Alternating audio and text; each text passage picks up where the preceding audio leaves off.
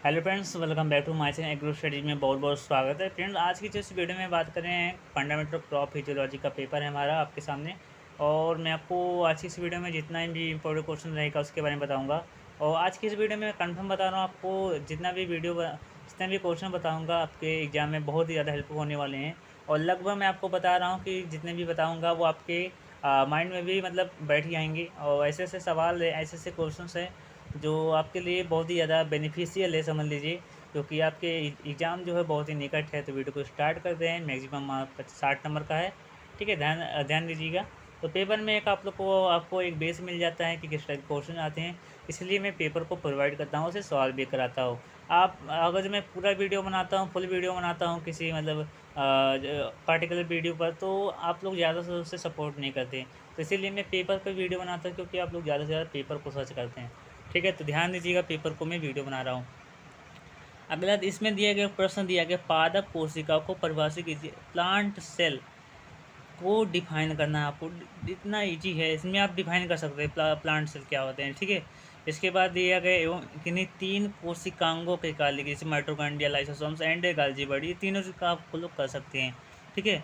इसके बाद दिया गया विभिन्न बीज प्रसूति को तोड़ने के तरीकों के बारे में लिखिए, जैसे हमारा स्केरिफिकेशन होता है, इसके बाद केमिकल मेथड होता है, ठीक है। इसके बाद हम कल्चरल मेथड हो गया। तो अब इन सब चीज़ों को आप मतलब तीन चीज़ें हो गई थी, तीन मेथड है, ठीक है। बहुत सारे मेथड है, आप जितने भी मेथड जानते हैं जैसे सीड डोरमेंसी को तोड़ने के लिए उपयोगी है, तो उसका आप इसमें उत्तर दे सकते हैं। आप ज़्यादा से ज़्यादा कोशिश की 2 से 3 पेजों में उत्तर दीजिए, क्योंकि देखिए सबसे पहले आप जितना बेहतर लिखेंगे, जितना अच्छा हैंड राइटिंग रहेगा, उसमें आपको उतना बेहतर नंबर मिलेगा। अगला दिया गया, नाइट्रोजन, सल्फर और फास्फोरस की कमी के लक्षण लिखना है। मोस्टली वेरी इंपॉर्टेंट है, इसके क्या लक्षण हैं, इसकी जब कमी से, इसे डिफिशियंसी से मतलब कौन कौन से मतलब स्ट्रक्चर मतलब उत्पन्न होते हैं, कौन कौन सिम्टम्स होते हैं, ठीक है। तो इसे आप लिख सकते हैं। अगला दिया गया क्वेश्चन नंबर 2 का बी दिया गया, शोषण और प्रकाश संश्लेषण के बीच डिफरेंट बताना है, अंतर स्पष्ट करना है। तो शोषण क्या है होता है, प्रकाश संश्लेषण क्या होता है।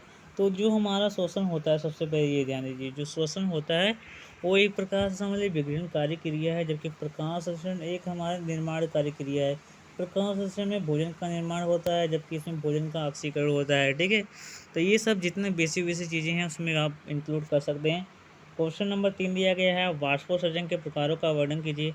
तो वाष्पोत्सर्जन देखिए रंध्रों द्वारा हो गया, ठीक है, रंध्रों द्वारा, वात रंध्रों द्वारा, ठीक है। और एक हमारा कितना उपचर्मों द्वारा, ठीक, उपचर्मों द्वारा, ठीक है।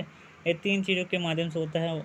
रंध्रों के माध्यम से अधिक होता है, इसके बाद वात रंध्रों का स्थान आता है, इसके बाद उप त्वचा का स्थान आता है। अगला दिया गया है तीसरे नंबर पर कि खनिज लवणों के अवशोषण के प्रकारों को वर्णन कीजिए। तो जो अवशोषण की वह प्रक्रिया है जिसमें मतलब जड़ के माध्यम से कोई भी खाद्य पदार्थ, जैसे कोई भी चीज़, खाद्य पदार्थ या फिर जल का अवशोषण किया फिर ग्रहण किया जाता है पौधों के माध्यम से, ठीक है। तो उसी को हम अवशोषण कहते हैं।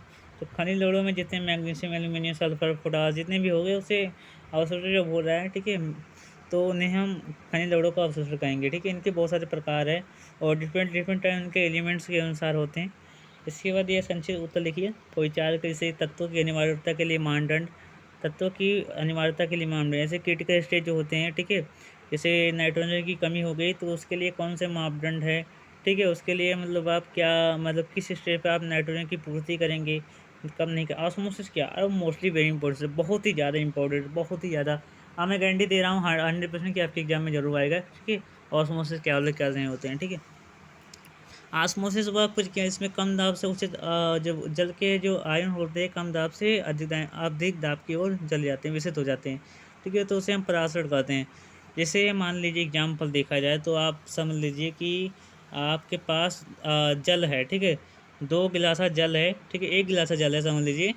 और इसमें आप क्या करें, अर्ध पारगम झिल्ली द्वारा क्या करेंगे कि कम सांद्रता से अधिक सांद्रता की ओर जब जाएगा, ठीक है, जल, ठीक है, तो उसी को हम क्या करेंगे, परासरण कहेंगे, ऑस्मोसिस कहेंगे, ठीक है। इसके बाद देखिए विसरण क्या, विसरण वह प्रक्रिया जिसमें उच्च दाब से निम्न दाब की ओर जाते हैं। जैसे मोमबत्ती को सुलगा दिया तो पूरे कमरे में फैल गया, विसरण कहलाता है। हरित लवक क्या, क्लोरोप्लास्ट क्या है। तो क्लोरोप्लास्ट एक समझिए एक प्रकार का लवक होता है। जैसे जो क्लोरोप्लास्ट होता है ये हरे पौधों में पाए जाने वाला महत्वपूर्ण भाग होता है। तो इसी के माध्यम से क्या होता है, प्रकाश संश्लेषण की प्रक्रिया पूर्ण होती है। विलेय विभव क्या होते हैं, विलेय विभव, विलेय विभाग में देखा जाए तो बहुत सारे सभी प्रकार के वैसे आयन ऐसे आयन्स आते हैं जो जल में क्या होता है मतलब विलेय होते हैं, तो वो सब हमारे आते हैं। इसके बाद दिएगा मोस्टली 5वें नंबर का इम्पोर्टेंस है कि कृषि में फसल कार्यकी के रोल क्या है, बहुत ही इम्पोर्टेंट। जैसे डिफरेंट डिफरेंट स्पीशीज़ होते हैं, उनका मतलब है आविष्कार किया जाता है, ठीक है? बनाया जाता है, तैयार किया जाता है।